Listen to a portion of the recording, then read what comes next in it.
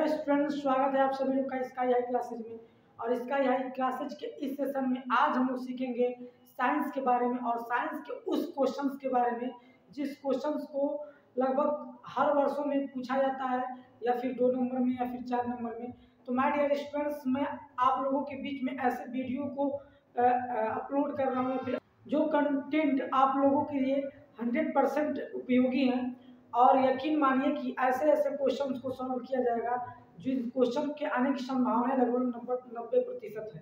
ठीक है dear students, तो आइए सबसे पहले हम लोग ज़्यादा देर न करते हैं, सबसे पहले समझते हैं कि क्वेश्चन क्या और इस क्वेश्चन को सॉल्व कैसे किया जाएगा और इस तरीके से क्वेश्चन आते हैं तो हम लोग कैसे सॉल्व करते हैं। ठीक है, तो साइंस का ये क्वेश्चन है, बहुत ही इंपॉर्टेंट क्वेश्चन है। देखेंगे लिखा हुआ कि एक प्रिज्म का कोण 60 अंश तथा अपतन विचलन कोण 68 अंश है, 38 अंश है। प्रिज्म के पदार्थ का अपवर्तनांक ज्ञात कीजिए। आप देखिए 38 कोण होगा और 38 अंश है। ठीक है, तो यहाँ पे देखेंगे सबसे पहले कोई भी क्वेश्चन मैं आप लोगों को यही बताता हूँ, यही मैं रेगुलर आप लोगों को ये सजेशन करते हैं कि आप कोई भी क्वेश्चन सॉल्व करें उसमें सबसे पहले जो दिया है उसको लिख लेते हैं। तो इसमें देखिए क्वेश्चन में जो दिया है उसको हम लोग लिख लेंगे। देखिए प्रिज्म का कोण यानी कि कोण को हम लोग प्रदर्शित करते हैं, लिखेंगे दिया है। तो क्या दिया है डियर स्टूडेंट्स, तो दिया है ए बराबर कोण को हम लोग जो फ्रेश कोण होता है, प्रिज्म का कोण होता है, उसको हम लोग ए से प्रेजेंट करते हैं। अल्पतन विचलन कोण, ठीक है, अल्पतन विचलन कोण इसको हम लोग प्रदर्शित करते हैं डेल्टा एम से डियर स्टूडेंट्स। ठीक है, कितना दे दिया 38 अंश। ठीक है, उसके बाद से हम लोग का पूछ क्या रहा है, तो हम लोग का पूछ रहा है अपवर्तनांक n बराबर क्या, अपवर्तनांक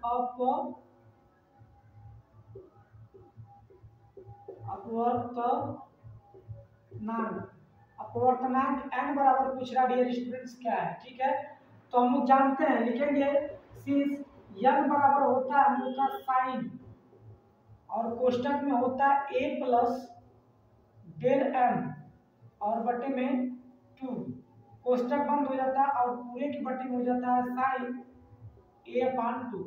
ठीक है डियर स्टूडेंट्स, अपवर्तनांक ज्ञात करने का ये फार्मूला हम लोग का है।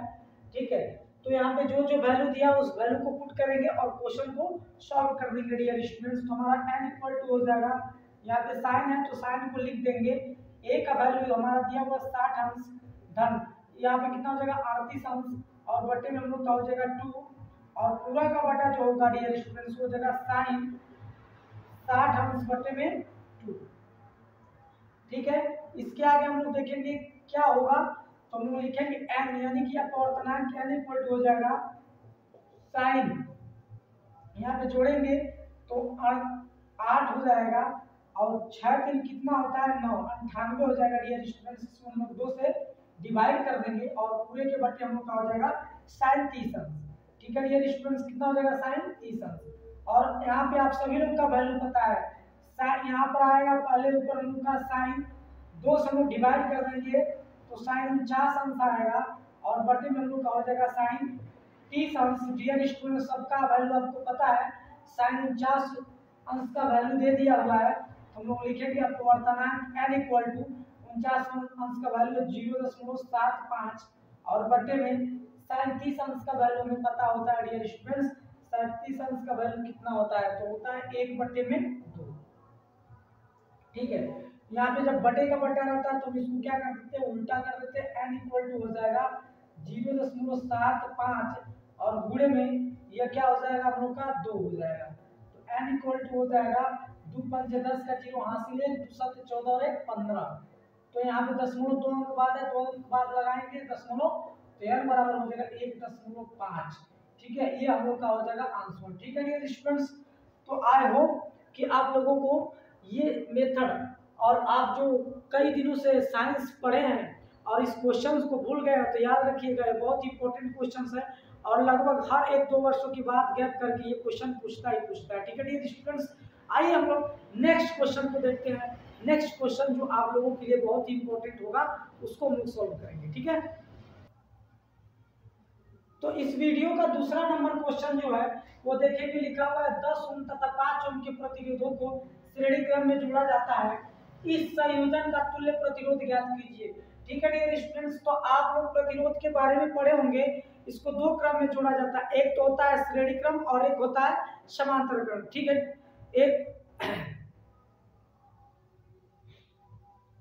एक होता है श्रेणी क्रम और दूसरा जो होता है वो होता है समांतर क्रम। ठीक है डियर स्टूडेंट, श्रेणी क्रम में तुल्य प्रतिरोध कैसे ज्ञात किया जाता है और समांतर क्रम में तुल्य प्रतिरोध कैसे ज्ञात किया जाता है डियर स्टूडेंट्स, ये दोनों तरीके के क्रम को मैं आप लोगों को इसी क्वेश्चन में बता दूंगा। ठीक है, पहले मैं श्रेणी क्रम में बताऊंगा और फिर इसी क्वेश्चन को हम समांतर क्रम में बता देंगे। ठीक है डियर स्टूडेंट, ताकि आपको ऐसे जो इजी क्वेश्चन आएंगे उसको आप आसानी से सॉल्व कर पाएंगे। ठीक है डियर स्टूडेंट, अच्छा अब हमको ये देखना है श्रेणी क्रम समांतर क्रम में क्या होता है, प्रतिरोध कैसे जुड़ते हुए हैं। तो श्रेणी क्रम में क्या होता है कि मान लीजिए हमारा यह एक प्रतिरोध है। ठीक है, जब पहले प्रतिरोध का दूसरा सिरा, जब पहले प्रतिरोध का ये दूसरा नंबर देखिए ए हो गया और ये बी हो गया, तो दूसरा सिरा हुआ ना, जब किसी पहले प्रतिरोध का दूसरा सिरा दूसरे प्रतिरोध के पहले सिरे से जुड़ा होता है तो उसको हम लोग कहते हैं श्रेणी क्रम। ठीक है, यहाँ पर देखेंगे हम लोग, यह पहला प्रतिरोध ए से लेकर बी तक है, इसका दूसरा सिरा जो है वो दूसरे प्रतिरोध के यानी कि सेकेंड वाले प्रतिरोध के पहले सिरे से जुड़ा हुआ है, तो इसको हम कहते हैं कि ये श्रेणी क्रम है। ठीक है, इसको हम क्या कहते हैं, श्रेणी क्रम है। ठीक है, ये हम लोग का पहला नंबर हो गया। और समांतर क्रम क्या होता है, तो समांतर क्रम में यह होता है कि जब किसी एक प्रतिरोध का पहला सिरा किसी दूसरे प्रतिरोध के पहले सिरे से और तथा दूसरा सिरा किससे जुड़ा होता है, दूसरे सिरे से, यानी कि देखिए पहला प्रतिरोध ए बी है और ये हमारा सी डी है दूसरा प्रतिरोध। तो ए बी यानी कि पहले प्रतिरोध का, इस पहले प्रतिरोध का पहला सिरा इस दूसरे प्रतिरोध के पहले सिरे से जुड़ा है और इस पहले प्रतिरोध का दूसरा सिरा बी वाला दूसरे प्रतिरोध के दूसरे सिरे से जुड़ा हुआ है, तो इसको हम लोग बोलते हैं समांतर क्रम। ठीक है डियर स्टूडेंट्स, इसको हम लोग क्या बोलते हैं, समांतर क्रम। आई होप कि आप लोगों को इस डिफिनेशन में थोड़ा सा डिफिनेशन बताया आप लोग को क्लियर हो गया होगा। पहले प्रतिरोध का दूसरा सिरा दूसरे प्रतिरोध के पहले सिरे से जोड़ दिया जाता है तो उसको हम श्रेणी क्रम कहते हैं। और इसमें देखेंगे जब पहले प्रतिरोध का पहला सिरा दूसरे प्रतिरोध के पहले सिरे से और तथा पहले प्रतिरोध का दूसरा सिरा दूसरे प्रतिरोध के दूसरे सिरे से जुड़ा होता है तो उसको हम लोग समांतर क्रम कहते हैं। ठीक है डियर स्टूडेंट्स, तो यहाँ तक आपको समझ में आया। अब इसी में हम आप लोगों को दोनों क्वेश्चन को इसी क्वेश्चन के जरिए से दोनों क्रम में सॉल्व करने के तरीके को ज्ञात करेंगे कि कैसे तुल्य प्रतिरोध ज्ञात किया जाता है। ठीक है डियर स्टूडेंट्स, अब हम लोग यहाँ पर देखेंगे कि 10 ओम तथा 5 ओम के प्रतिरोधों को श्रेणी क्रम में जोड़ा जाता है, तो इस संयोजन का तुल्य प्रतिरोध ज्ञात कीजिए। तो हम लोग लिखेंगे यहाँ पे, जब प्रतिरोधों को श्रेणी क्रम में जोड़ा जाता है, श्रेणी क्रम में जोड़ा जाता है तो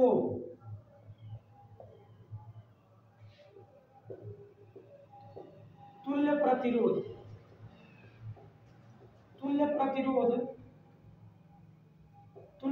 R बराबर होता है हम लोग का डियर स्टूडेंट्स R1 धन R2 धन R3 धन, जितना होगा डॉट डॉट करते जाएंगे धन करके। ठीक है, यहाँ पर हम लोग का दिया है क्या दिया हुआ है dear students, R1 equal to 10 ohm दिया हुआ है। ठीक है, एंड R2 इक्वल टू दिया हुआ है हम लोगों का 5 ओम। ठीक है, हम लोग इसमें रख देंगे, इस वाले फार्मूले में रख देंगे, हम लोग का आंसर हो जाएगा। तो हम लोग लिखेंगे R इक्वल टू R1 का वैल्यू कितना है 10 ओम। ठीक है, और धन R2 का वैल्यू कितना है तो 5 ओम। ठीक है डियर स्टूडेंट्स, तो R इक्वल टू हम लोग का कितना हो जाएगा 10 5 15 ओम हो जाएगा।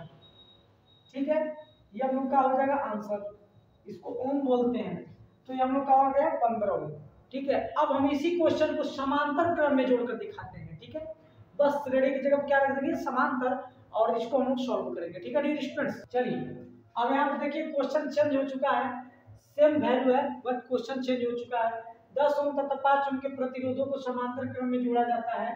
इस संयोजन का तुल्य प्रतिरोध ज्ञात कीजिए। ठीक है डियर स्टूडेंट्स, देखिए क्वेश्चन सेम नहीं है, क्वेश्चन को चेंज किया गया, वैल्यू सेम है। ठीक है, तो यहाँ पे हम लोग लिखेंगे जब प्रतिरोध को समांतर क्रम में जोड़ा जाता है, जब प्रतिरोध को समांतर, यहाँ पर हम लिख देते हैं समांतर क्रम में जोड़ा जाता है, तो तुल्य प्रतिरोध, आपको R1 R2 पता ही है, तो तुल्य प्रतिरोध हम लोग का होता है 1/R इक्वल टू 1/R1 धन 1/R2 धन डॉट डॉट करके जितना भी रहता है ऐड करते जाते हैं। ठीक है, अब यहाँ हम लोग को प्राप्त है, लिखेंगे यहाँ R1 बराबर कितना हो गया, 10 ओम हो गया है,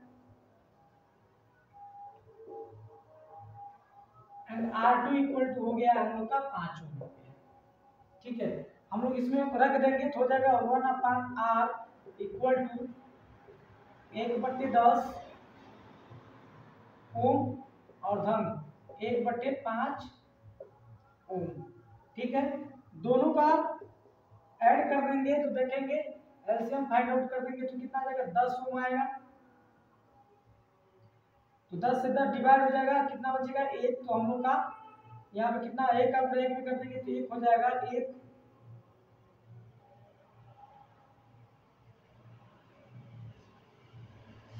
और धन इससे 2 बार में डिवाइड हो जाएगा तो 2 लिख देंगे। ठीक है डियर स्टूडेंट्स, हम लोग का हो जाएगा 1/R इक्वल टू 2/3/10 ओम। ठीक है,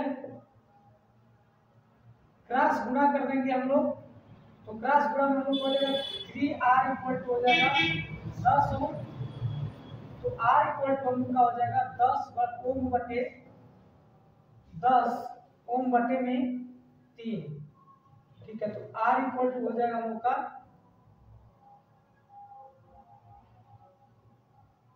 3.3।